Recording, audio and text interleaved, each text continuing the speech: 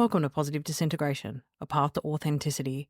In this episode, we're joined by Lian Brook-Tyler, and we're talking about all things mysticism, spirituality, neurodivergence, transformation, and awakenings. And of course, how it all connects to the theory of positive disintegration.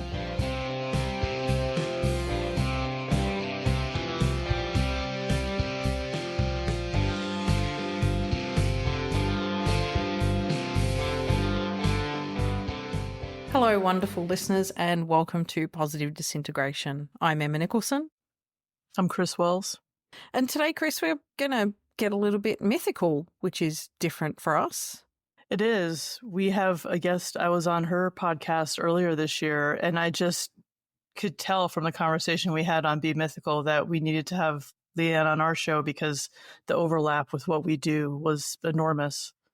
Yeah, I've been stalking the website a little bit, and the similarities to positive disintegration have been jumping out of me, so I'm really keen to get stuck into this. So for our listeners, our guest today is Lian Brook-Tyler. Lian is a shamanic healer, teacher of unity, podcaster, and the co-founder of Be Mythical. Her journey began with the death of her father, which led to her mysteriously recovering from years of chronic pain, panic attacks, and anxiety. And that transformation inspired her to leave a leadership role in the corporate world to immerse herself in discovering what creates pain and struggle, and conversely, how to create a life overflowing with love, magic, and beauty. For the past decade, together with co-founder Jonathan Wilkinson, she has focused on guiding old souls to be visionaries, sages, and medicine men and women on an initiatory journey of devotion to discover who they really are and their soul purpose. Their work, Be Mythical, is an alchemy of ancient ways for modern days. It weaves together eclectic wisdom, teachings, and natural traditions. Welcome to the podcast, Lian.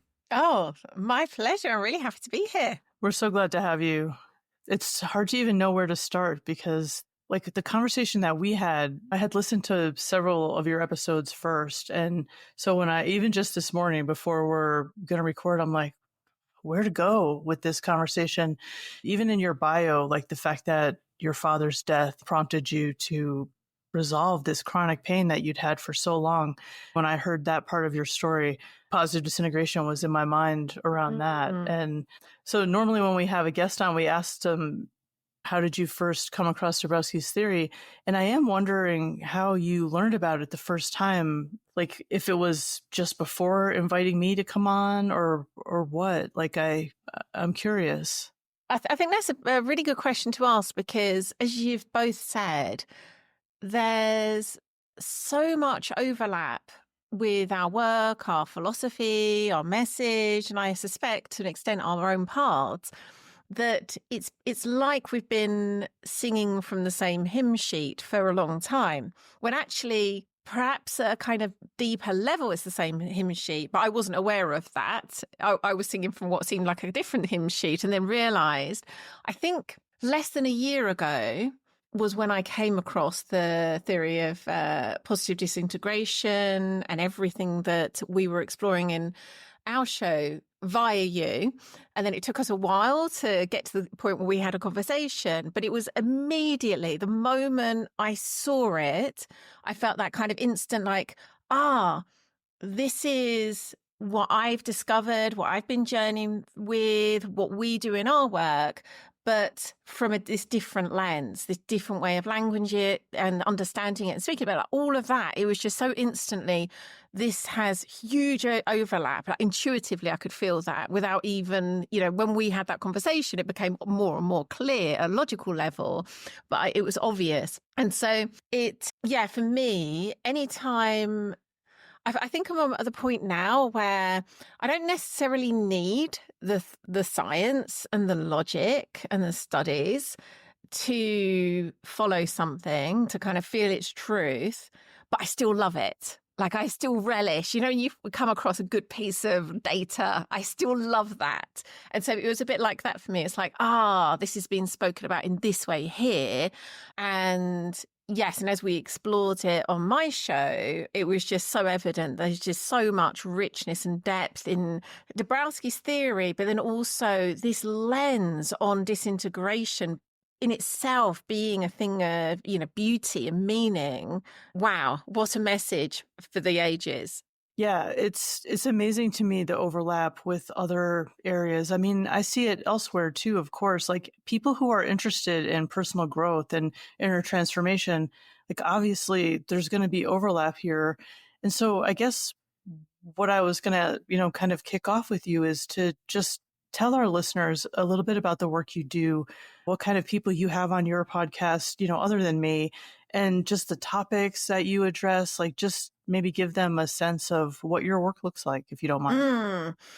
I'm actually going to start with that sort of portal of myth, because Emma, you said something like, this makes a change for us to be, talking about myth.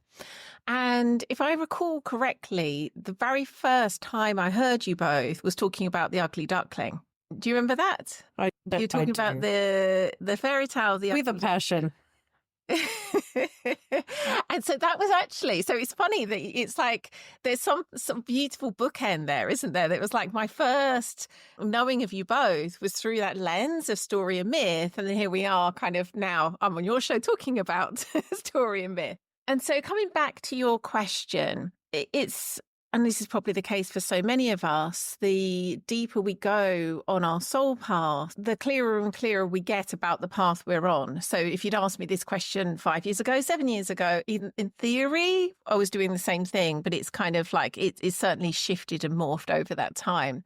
But in a nutshell, what I've come to see is whether it be people that I'm speaking to on the podcast or students that we're working with, they tend to have some features in common, neurodivergence being one of them. At this point, I'm kind of like suspicious when someone seems as though they have no neurodivergence, because it's almost like I'm kind of like, that's unusual. And then usually it will turn out that they just didn't realize, or they didn't know that counted as a neurodivergence. It's that common. There's also other traits they have. A lot of them have had big life initiations. As you heard in the introduction you gave me, one of mine was the death of my father. And it can come in many forms, but these kind of like very big life-death initiations where kind of life just fell apart seemingly. Things couldn't continue the way they were.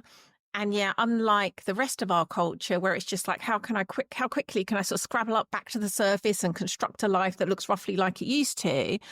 There's this deeper knowing in these people that this is, it's not to dismiss the pain and the struggle and the confusion, but there is a deeper knowing that this is calling me into something that maybe I spent my life waiting for. There's a call to truth that's felt by these people. And the way that Jonathan and I, the Be Mythical co-founder, and I talk about it is we see these people are old souls. They've come into this life at the time they chose to come into this life, knowing this wasn't going to be an average life. It wasn't going to be a kind of, let's just move through, ticking the boxes of kind of what this culture expects. This was going to be a life where there were going to be these kind of initiations, this depth of truth, this level of difference from the people around them. So again, whether that's students that we're guiding or whether it's people we speak to on the podcast, and again, it wasn't that I chose those would be the people. That's just the people that started to appear, started to gather and started to realize like these are the commonalities. These are the kinds of people. They're very different in all other ways, but these are the things I'm seeing over and over again that these people have in common. I had a couple thoughts in mind while you were talking about that. Of course, I had like some flashes of my own major moments of that call to truth. I think like I love the way you put that. I'm kind of blown away at this point by the people who reach out to us, like just how frequent it is, how seen people feel in what we're talking about in our stories. And that feels so special to me now. Like I don't think I realized when we started this podcast how intimate it is to have a podcast and that it allows people to feel a connection with you that maybe isn't the same through other media, but with the podcast, because people are listening to us, it brings us right into their minds and hearts. And I just didn't know how powerful that was going to be until we did it. And so for you have done so many more episodes than us and been doing this for years. And so I can only imagine the impact that you've seen already from your work. I mean, it must be enormous. My whole relationship with the podcast has been a journey in and of itself. One that's kind of sometimes been love and sometimes been hate. And it was a 10-year anniversary this year. And I really don't know. I knew 10 years ago that I'd be here still talking about being a podcaster, let alone, as you say, oh my gosh, the gifts it's brought, the relationships. All the time, as you're saying, we'll have messages from people who have just discovered themselves in whatever we've spoken about. I mean, the topics are, over 10 years, of course, you're talking about the exact same thing, it's going to get boring. So the topics are very wide ranging, although they have that kind of orientation. They could be talking about all sorts of things, but, whether it will be a conversation I'm having around neurodivergence or shamanic sickness, or I recorded one this week with a really beautiful man, an elder and a shamanic teacher, all talking about learning from spirit teachers. And then people will write in or say comment on our YouTube channel and say things like, oh my goodness, like, this is me. This is me. I had no idea other people felt this, experienced this. This has given me that context. I thought this was just, I don't know, my imagination, or it's just me that felt this or struggled like this. I'm getting something wrong. I was missing something. And now finally I understand this has meaning.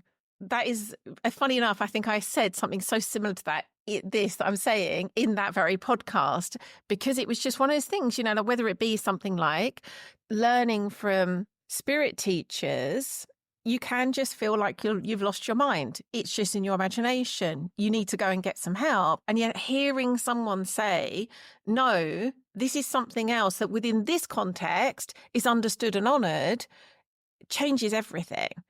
And that is really why I'm still doing it after 10 years. I love what you said earlier about, whether or not we're singing from the same page at the hymn book, because I was scrolling through the podcast and all the various episodes, looking for Chris's episode to give it a re-listen. And there's like neurodivergence and shamanism and runes. I'm like, wow, this is a weird sort of mix of stuff. But when I went to the website of yours and read through things like search for soul purpose, challenges conforming and applying, overwhelming sensitivity and empathy, struggling with the modern world, feeling, now I see the big overlap with positive disintegration. And it all kind of fell in place, and it sort of clicked why, neurodivergence would be in the mix with this other stuff. And that really sort of resonated. So I think, if people are listening, trying to draw the connections between the two, like what on earth does shamanic sickness have to do with disintegration? Well, probably a lot when you actually really think about that absolute, rupture and falling apart before having to re-find yourself. And it is really like my thought today, just out in the backyard, like looking at the sunshine, was we're looking at a very similar things. One's looking at it through a spiritual lens. The other one is looking at it through a psychological lens. And I've heard Chris often say that, what Dąbrowski did was almost spirituality wrapped up in a psychological framework. So I just wanted to draw that connection for people if they didn't see it, because it certainly jumped out at me today. I love that. Even if you describe my podcast as weird. Weird in a good way. Weird in a good way. But it's also too that sense of loneliness, because I also consume a lot of heathen content off YouTube as well. And there's one of my favourite YouTubers today was talking about, how heathens basically spring out of the ground and have their experiences and find their practices and then like almost creep out of the woods like these eerie little goblins, like, and then find a community years later after they've been sort of practicing on their own for a while. And you're right, like when you have these sorts of experiences, whether it is disintegration or some sort of spiritual experiences, you know, for a long time you can think it is just you. I think what we do is weird as well, but it's good weird and it's important weird. Yes. The best combination. I'd like to ask you about doing the work. That's one of the episodes I listened to from your podcast when I was preparing to be on Be Mythical. And I think it's so important to talk about inner transformation as something that you're actually working at, that it doesn't come naturally and you don't want it to. Like, I think one of the things we talk about with this theory is, you know, there's a lot of language that people are unfamiliar with when we talk about like unilevel versus multi-level. But one of the differences between these two developmental processes is that the unilevel one is more automatic. It's less in somebody's awareness, in their consciousness. And so that's when you're more likely to have somatic issues or not understand that you're having these issues because of some deeper thing that's going on with you that you aren't aware of. The deliberate nature of doing inner work is part of what makes it multi-level, or that other developmental process that's more in your self-awareness and something that you're doing deliberately because you're taking control of your development. That phrasing of taking control of your own development is something that's been on my mind so much recently, because you can see, well, listeners can't see it, but you can see I have all these boxes behind me. We're about to move. And I've thought so much over the past few weeks about that. Like, all of my work with the theory pretty much has happened in this office. And this is the last podcast we'll record in this office. And I'm thinking about how one of the things that happened to me over the past 8.5 years in this office was the decision to take my development into my own hands and to not rely on medication anymore, and to see if I didn't need it. Because after spending more than 20 years on psychiatric medication, it was scary to say, okay, I'm going to stop seeing a psychiatrist. I'm going to stop taking pills for my anxiety or mood stabilizers, and to see what happened. I know now that that was such an important decision to make, but there aren't guidebooks for this kind of work. And so if you're lucky, you find teachers or the right information, but it's not a given that you can. And so while we have you, I'd like to talk about that. Like, and I don't even know exactly what my question is, but let's talk about doing the work. I mean, just how life-changing that can be. Oh my goodness. You don't need to ask a question with this, because there's just so much comes alive in this conversation. Where I feel called to begin is why we have kind of orientated around that word myth and mythical, because we are in our fourth evolution now. So our fourth name, brand, everything. And who knows, we may change again, but right now I can see why our own myth took us to this point. And the reason was, and this comes really from a real sort of childhood love of mine in particular, where I used to lose myself in the world of fantasy tales and, imaginal realms, which I now look back and think, well, were they imaginal? We call it that. And that for me was so real and so rich and so sometimes more real than this material world we call real. And over the years of doing the work, which I'm going to come back to, I've really seen that the more we can look outside of these cultural signposts of what makes sense, what's effective, productive, allows us to fit in and keep going. If we're only looking at those signposts, we won't go where we need to go.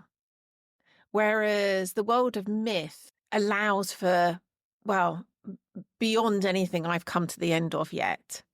When we start to consciously set foot into the realm of gods and goddesses and heroes and gauntlets and dragons and treasure and all of these things that sound fantastical, but they really do invite us into being in conscious relationship with things that are beyond this. I'm sitting in a centrally seated house and I'm working on a computer and there's electric light. They invite us so that we can make choices and see things that exist outside of that. And what I've come to see is that's needed to really allow ourselves to go where we need to go, so that we don't just keep staying on that same path of it doesn't make sense to do the work if the work is going to create these big changes and disruptions and sometimes our whole lives falling to bits and not being put back together in the way that perhaps our parents or our society or our teachers would say is a good way for them to be put back together. And so I just want to give that context first, because it might seem as though, you know, like you're saying, like we've got shamans here and neurodivergence here, why myth here? That's really the reason. That it's been a very kind of like natural callback to the mythical realms myself, which has then had me realize like why that's so important when we are really going to go to the depths of our soul's truth is essential. But coming back to your question, I think this conversation about really consciously choosing to do the work, even not necessarily knowing where that's going to take us by its very nature, it takes us into the unknown, but being able to even have that conversation in a culture that is so closed off to what that could mean. It's disruptive by its very nature, isn't it? It's like potentially going to stop people, in my case, being this nice, neat corporate leader and then becoming this, whatever you describe me as now. You know, like it does not work for the status quo for people to really do the work. And so to name that, yes, it kind of goes against so much that we've been conditioned to do. And yet, in order for those of us that have come here in a lifetime where that's what we need to do, I don't think there is a substitute. Just like you've said, you know, going back to me before I had that life-changing rupture when my father died, there's a kind of backstory to that as well. But, you know, at that point, I looked like I was kind of a success in society's eyes, you know, ticked, I think, pretty much all the boxes you were expected to tick. And yet I had had chronic facial pain for 15 years. I had totally given up trying to find any help for it. I mean, I'd had root canals, I'd been offered epilepsy drugs, all sorts of things, and nothing worked. And I'd got to the point where I was just like, I have to live with it. I was having these extreme panic attacks, a low level sort of like anxiety around kind of most things. So it was kind of like there was this like lovely image and then all this going on underneath, as well as just this deep sense of like, is this really the life I came here for? Is this really me? Like, surely there's a truth that's outside of this. I didn't have language for that, but that's what I could feel, this the constant searching. For me, it took that rupture of my father very suddenly dying in a very kind of shocking circumstance that just like blew me open, where it then became possible for me to choose to do the work. And that led me, again, like the opposite direction to where my life had been. Often the work can take many, many forms, as you heard me talking about on that episode. And as I'm sure you know, sometimes I've done, very traditional talk therapy. I've had shamanic healings. I've sat with teacher plants. I've done somatic work. I mean, pretty much you name it, I've probably tried it or spent many years or probably do it myself, like it can take, so there's no me saying it has to be a certain way. And yet what I do know is for most people at some point along the way, it's not going to be easy. It's not going to be easy to keep going for whatever reason, either because it makes our current life choices no longer possible, because of the commitment it's going to take, because of the resources it's going to take, because of the level of pain it's going to require, we have to feel. And so again, us talking about and it's firstly really non-negotiable if we really want to live that life that's true to us, but also it's worth everything because the truth is. It's interesting to me. I've been paying more attention to the way that my mind works, like when we're recording an episode, and the way that just like little images come into my mind or like little fragments of experience. And one of the things that I was just thinking about, or that happened to me while you were talking, is just how terrible I used to be to myself.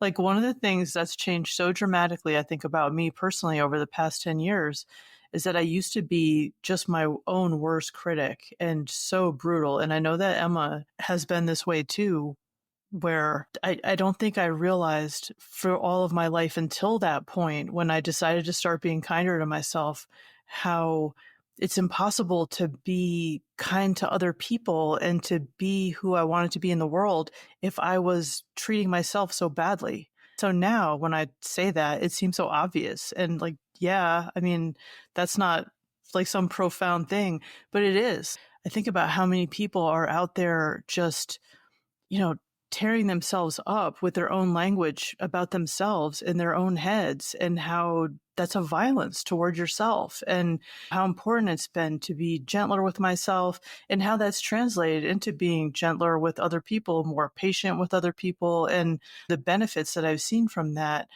These things, they seem so simple, but you have to get to a point where it even occurs to you to be kinder to yourself. And for me, it was somebody else in my life who was giving me that message that then if I was being kind of brutal with myself, I would think, is this being kind to yourself? No.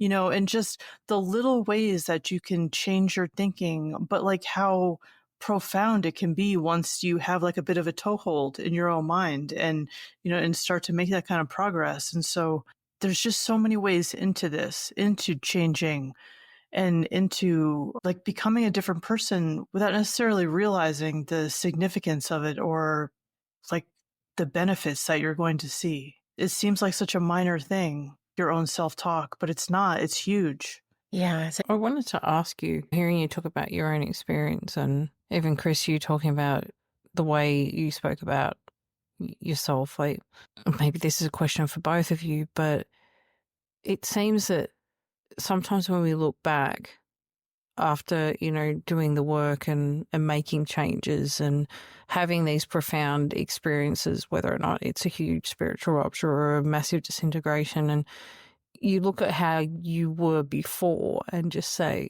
holy shit, how could I have been marching along with society or what other people expected of me or whatever else? It just seems so crazy.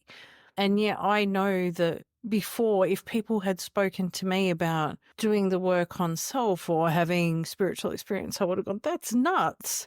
Now that I'm on the other side of that myself, I look back at the other way things were and go, that's nuts. So I just wonder if you have any comment about that huge paradigm shift in just the way of what we consider to be authentic or rational, as opposed to what we're told is the right way to think. I think paradigm shifts are a really good way of naming it. And I was thinking, that very notion that disintegration can be positive is a paradigm shift, isn't it? It's like that right there, that kind of, just captured in those two words. And I don't necessarily know that we know that we're choosing into a paradigm shift. I don't think we kind of like feel like we're approaching, like this is the point where I'm going to shift paradigms. But like you're saying, it's like after we look back and go, oh my goodness. It's like the things I used to think were just nonsense and people navel gazing or just getting lost in fantasy. Now they couldn't feel more meaningful, more beautiful, more true. And yet, going back from the other paradigm, they would have seemed like nonsense. And I think in some ways that's and there's probably all different stages of this, like kind of probably paradigm shifts upon paradigm shifts. But I think when we can look back and see how fixed we were, how closed we were, how rigid we were, how we wanted life to be so known and certain. And I think when we can look back and see that, that's when we also know that we've come like a light year away from that path that our culture mapped out for us.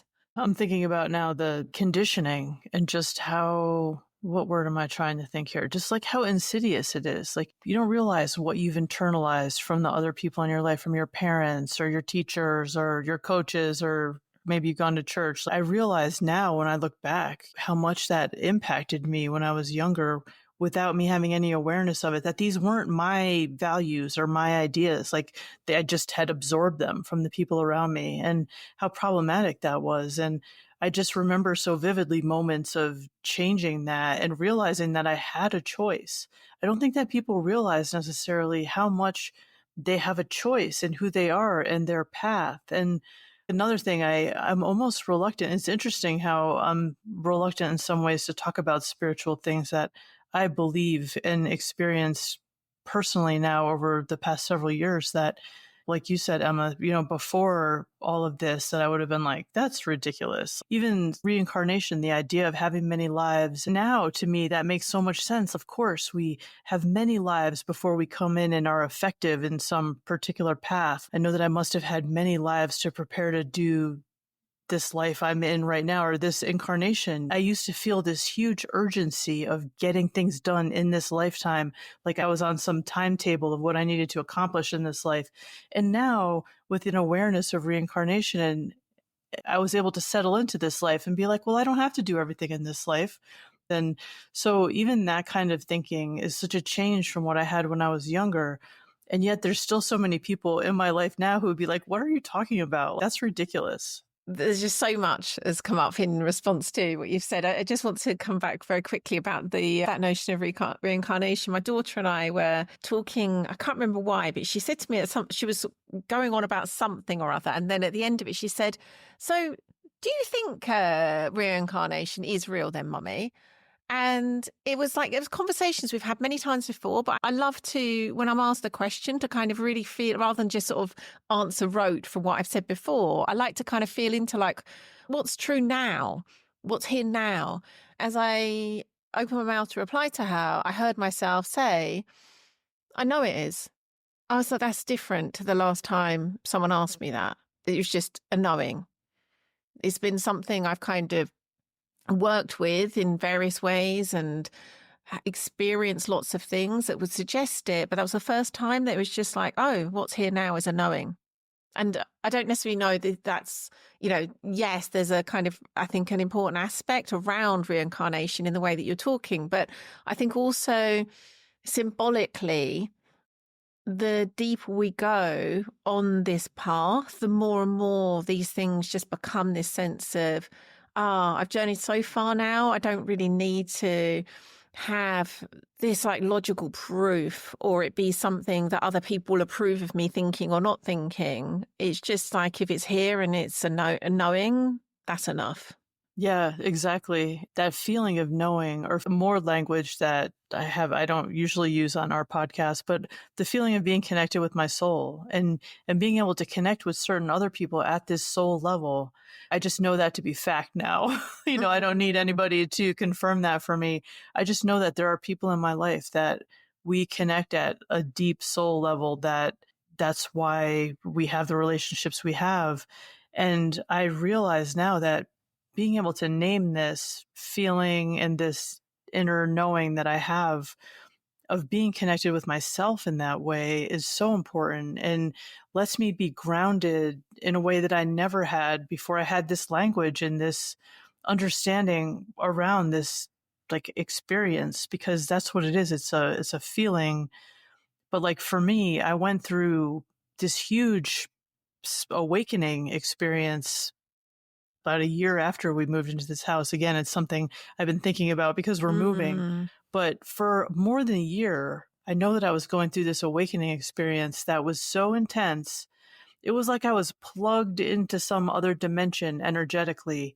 And it was exhausting, but also incredible and ecstatic. And it was like I was studying this theory and the insights and the experiences, but also having like these feelings and connections that finally were making sense. I had to read a lot of like esoteric stuff to make sense of it. And I was lucky to have guides in my life who were able to point me in directions. Well, read this, or have you thought about this? Or it's interesting for me to think about because like this is stuff that I haven't really written about or talked about, but I know that eventually I will. That was a disintegration too, of having that spiritual experience, but it was a very different kind of disintegration than the ones I had when I was younger and thought that I was mentally ill. This time I had the framework already when I was going through it, and so I knew it was a disintegration and not something to seek help for exactly or pathologize. But that didn't mean it was comfortable or easy to get through, because it wasn't. And at first I didn't have like the spiritual language of it or that understanding. I was just like,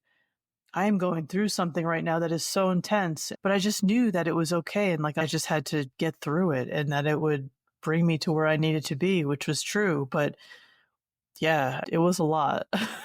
Yeah. By the way, I just love that I'm being this bad influence as getting you two to talk about things like soul and spirit and energies. And love that. Not a bad influence. Glad I It's could be called upset. being an enabler.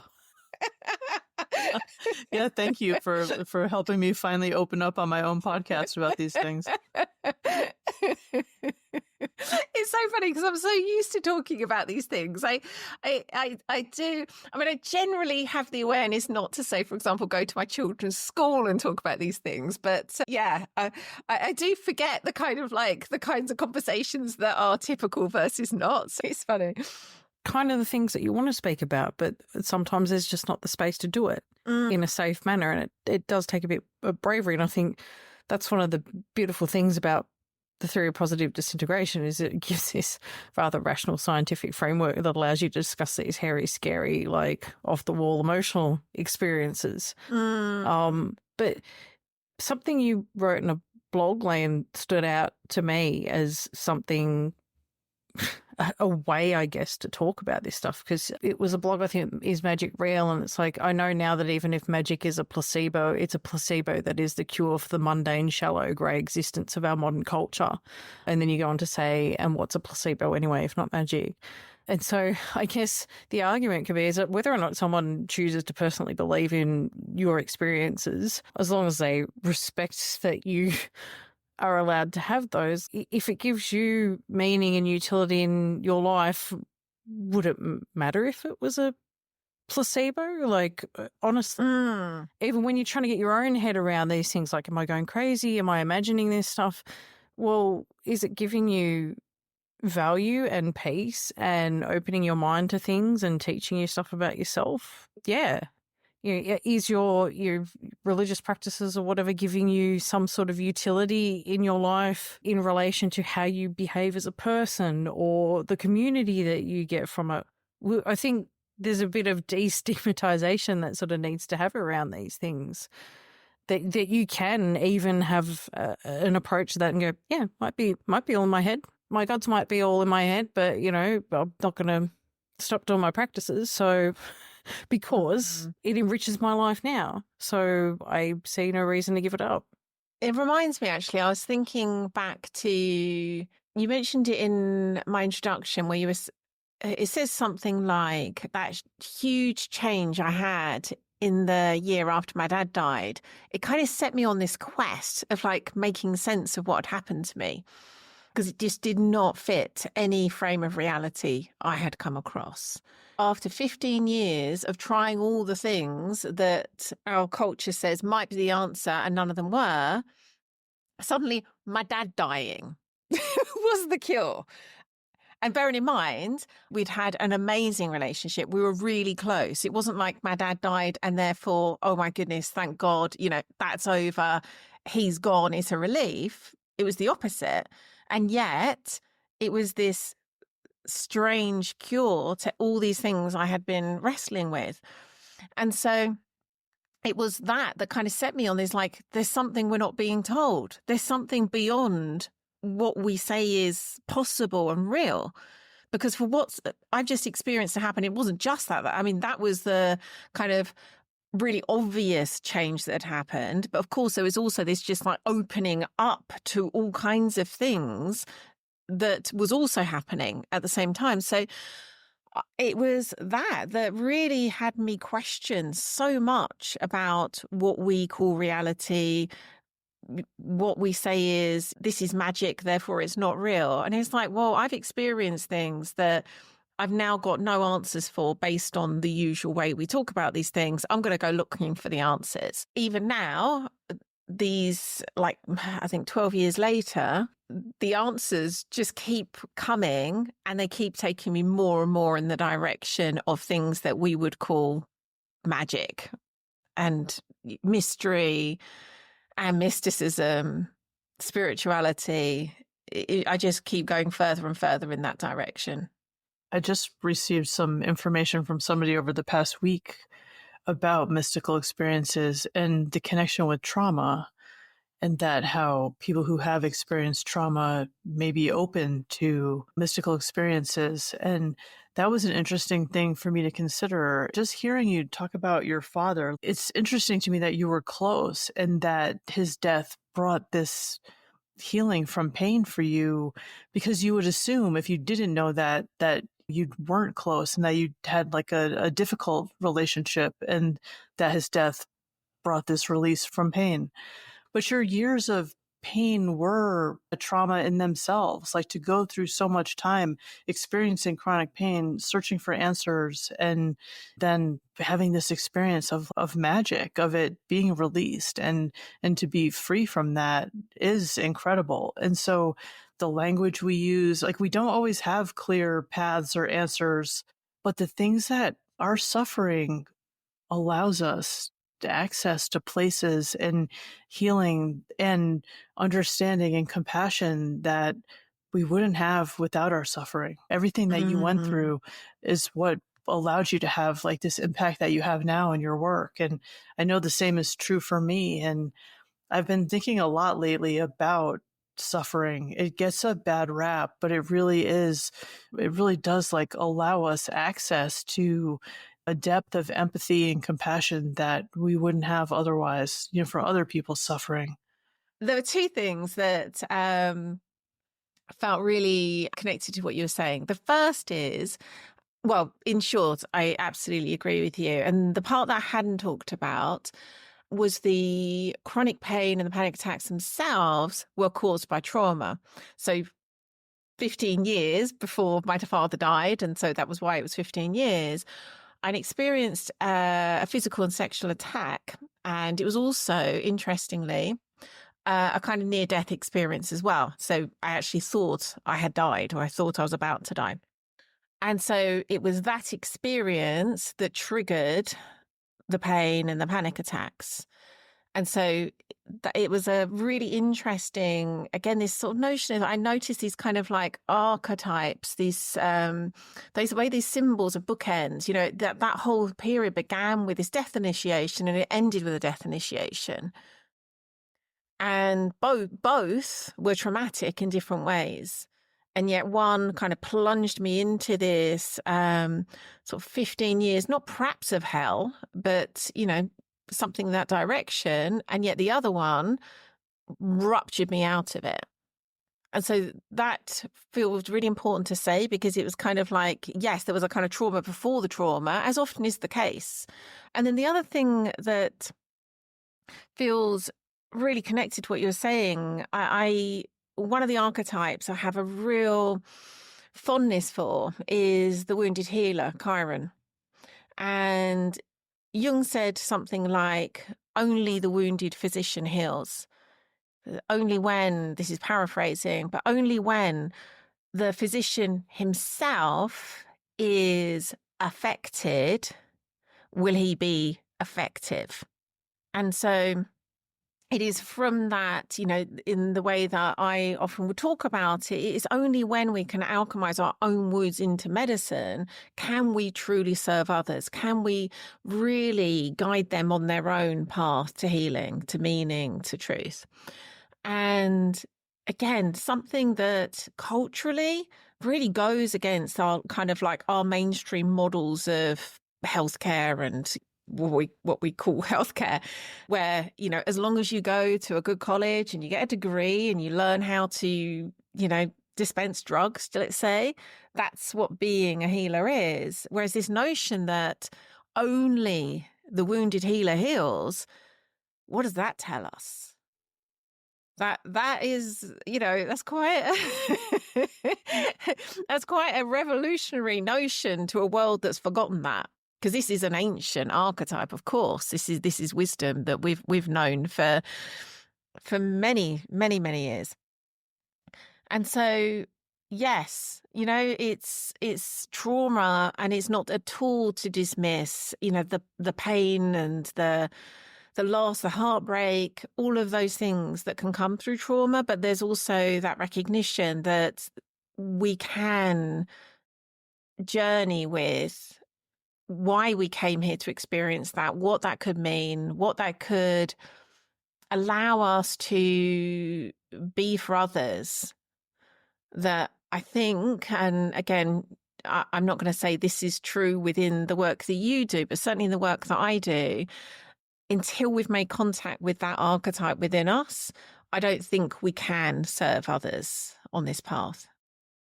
I think that was part of the process I was talking about earlier, where until I learned how to accept and love myself and heal the wounds, I couldn't really help other people in the way that I wanted to. It's fascinating to me that, like, just talking about my journey, just sharing the things that I've been through is what seems to help other people, which is amazing, to be able to be a mirror and reflect these experiences and let other people see themselves in what I'm saying.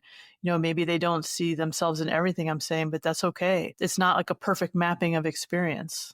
And that's what I do love, the archetypes conversation. That's something that's been coming up for me over the past few weeks. And I've been thinking more about how that's looked for me and now how it's changing. Like, these are new patterns that I'm kind of initiating in my life. Again, I think comes down to choice and who you want to be and moving in that direction and leaving behind who you don't want to be anymore.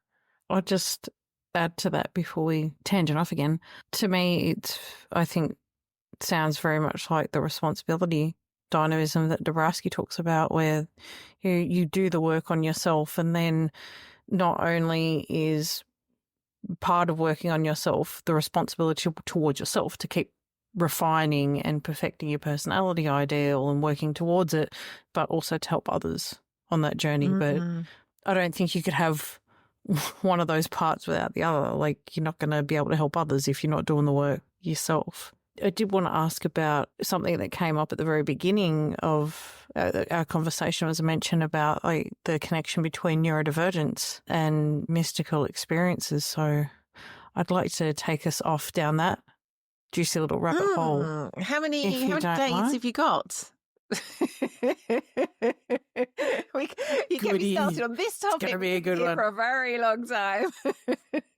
To save me giving a TED talk, do you want to ask me a question? Because I genuinely could just go into so many tangents on this particular topic. Sure. I guess, what is it in particular that you see in neurodivergent people that makes them prone to these kinds of experiences, or more naturally set up to receive that kind of experience?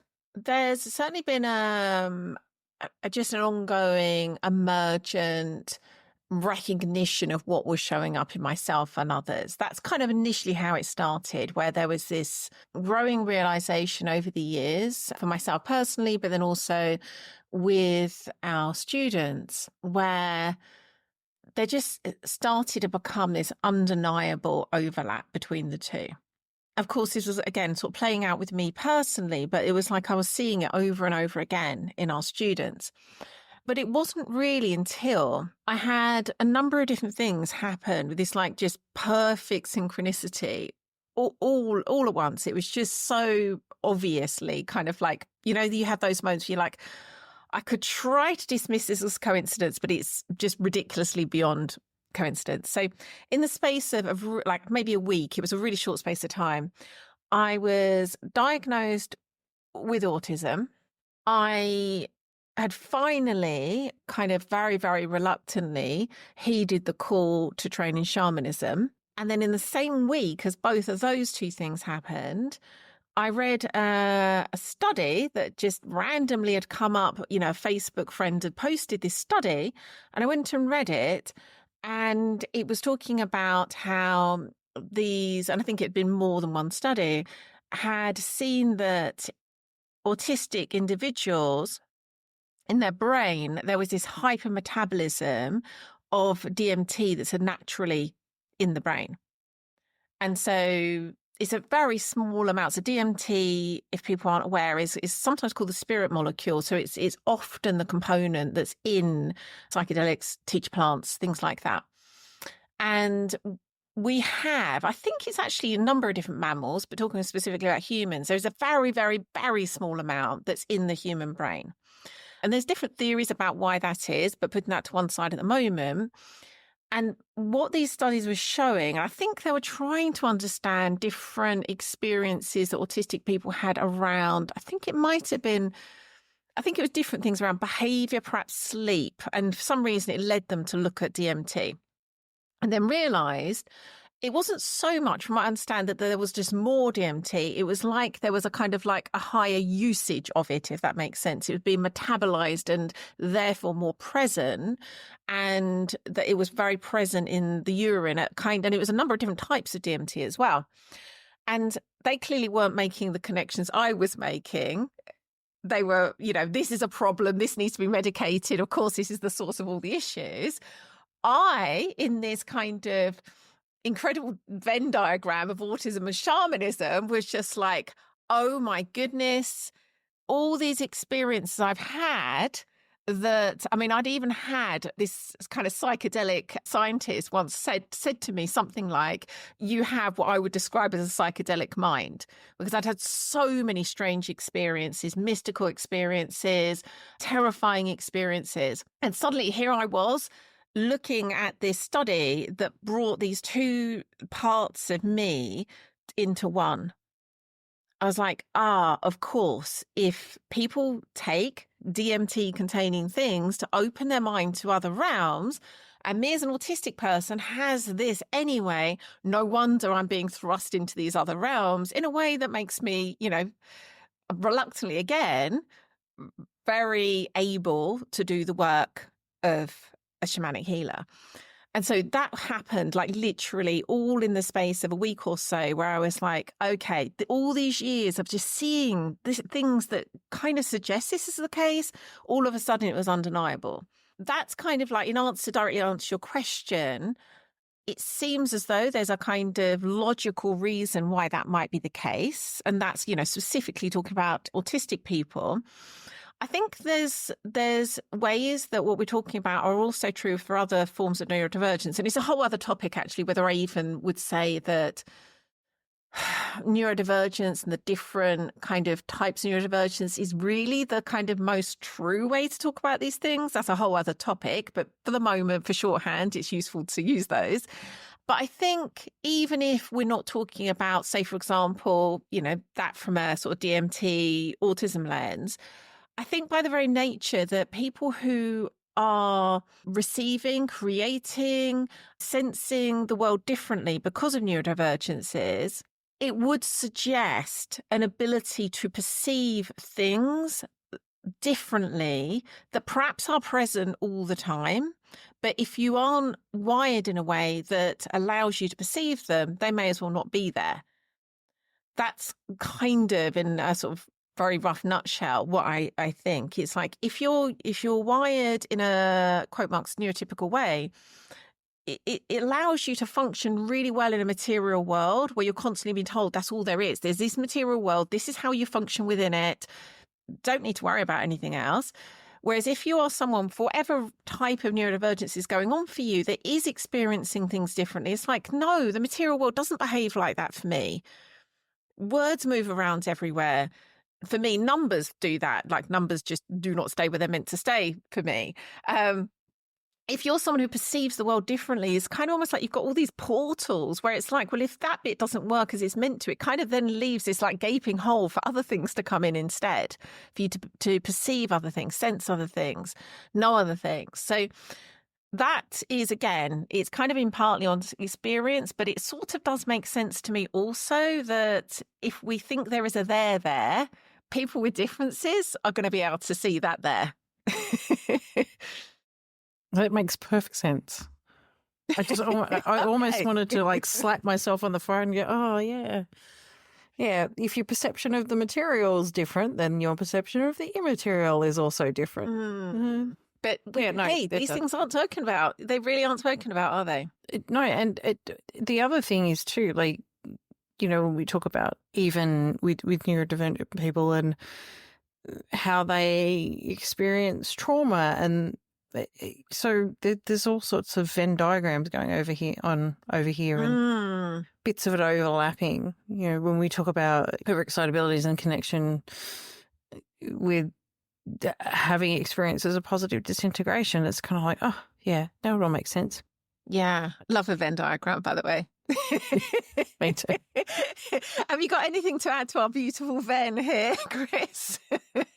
Well, I was just thinking that everything you just said really aligns with the theory because, I mean, Dąbrowski talked about people who were able to live in higher realities. And, you know, I've said this before on our podcast, but like Kafka is often an example that he uses of someone who elaborated his own dream world and systematized it and dwelled in it. And it was the source of his creativity. And like, that for Dąbrowski, it's a lower kind of reality to live in the material world. He saw that as unilevel, normal statistical reality. And so he really appreciated people who were able to dwell in what he called higher realities. He talked a lot about the reality function. And it's just interesting to me because, like, again, something I pathologized about myself when I was younger was this experience of having an imaginal world, of living so much in my mind.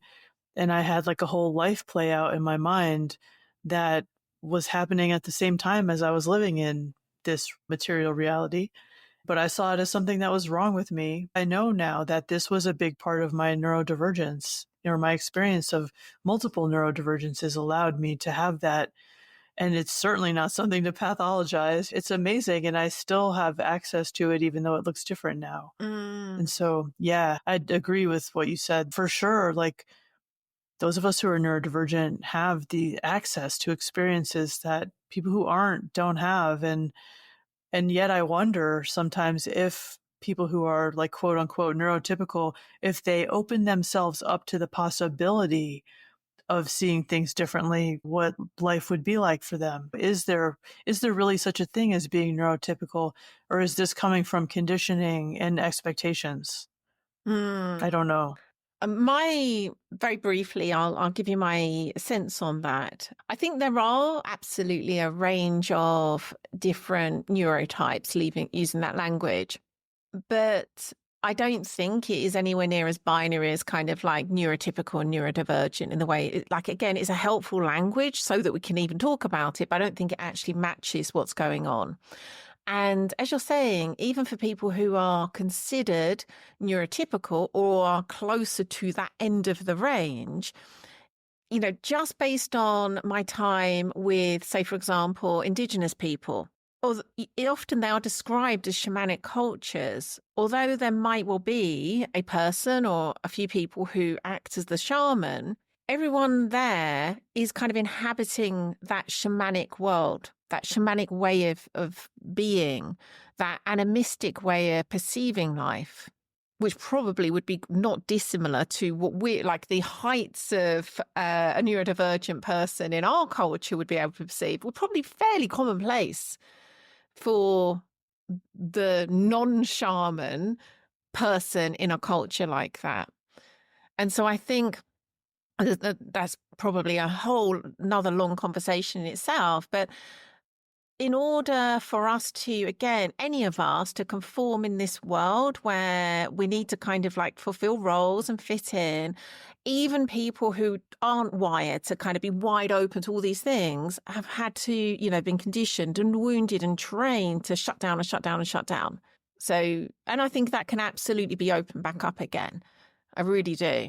But that's my sense. I don't think it's actually a kind of a natural human way to be in the world where we're so shut down on all we can perceive. In fact, I was just thinking earlier, one of the many things I spent many years studying, I know that listeners won't be able to see this, but you two will. One of the many things I study is the Kabbalah.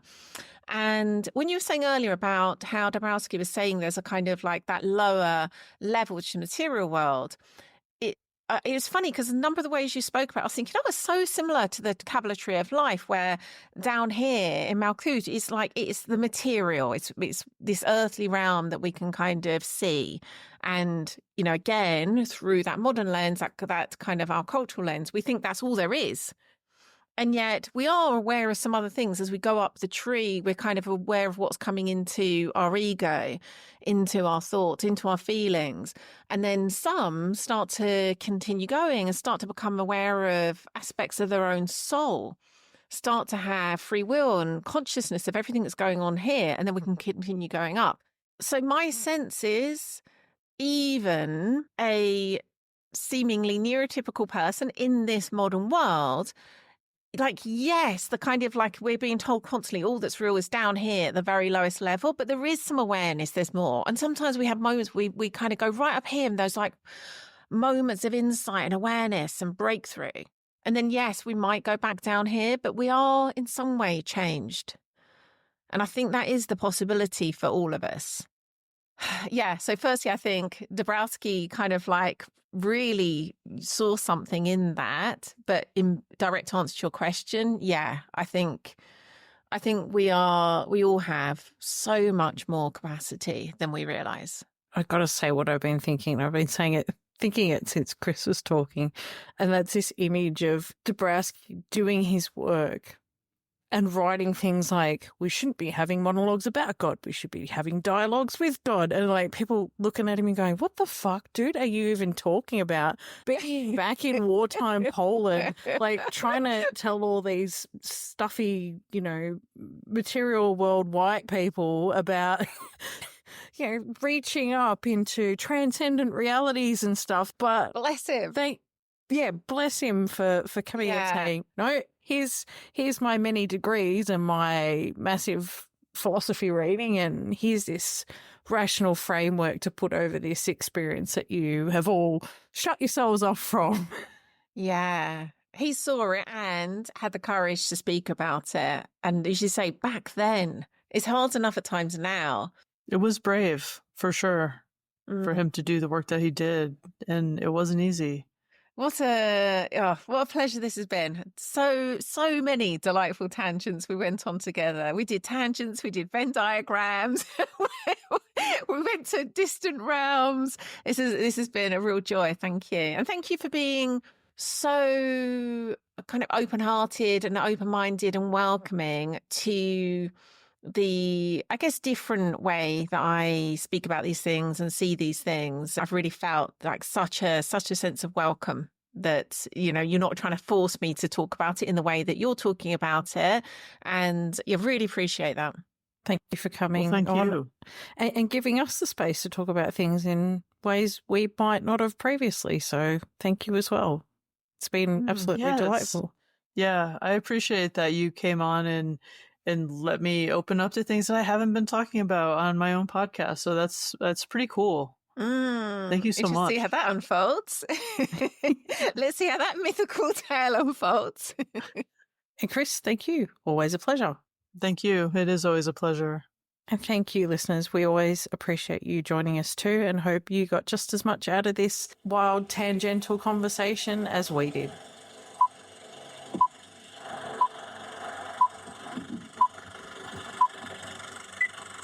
Podcaster and the I think Tyler, not Taylor, right? It is, yes. I'm so used to it, I don't even correct people anymore. I did say, I'm sure I said Tyler, but it just came out Tyler. The Australian. Yeah, it could be an accent thing. It's my shitty accent. I read Tyler off the thing. So. I was trying to say it more American. Tyler. Is that? That's hilarious. Normally when we have a guest, we ask them, like, how did you first learn about Dąbrowski's theory? So I don't know. I feel like that was quite the tangent and not, like, really clear, but oh, no. These are connections that I'm making. Yeah. There's something I'd love to add to that, but I just wanted to double check that, Emma, you weren't wanting to say something first. Oh, no, because I'm going to go down the secondary tangent of that is like how this relates I'll go to the first tangent, then I'll hand over the first tangent. Well, We're over an hour, so we should probably wrap up just because I know it's after midnight now for you, Emma. Oh, gosh. Are you drinking coffee? Yep. Oh my gosh. Midnight coffee, man. I'm not going to sleep tonight. Wow. Continue your path to authenticity through the links in the show notes. Subscribe to our Substack newsletter for stacks of cool things delivered straight to your inbox. Explore the Dąbrowski Centre, email us, or join us on social media. And don't forget to show your love by liking, subscribing, grabbing some positive Disintegration merch, or leaving us a rating or review on your podcast platform.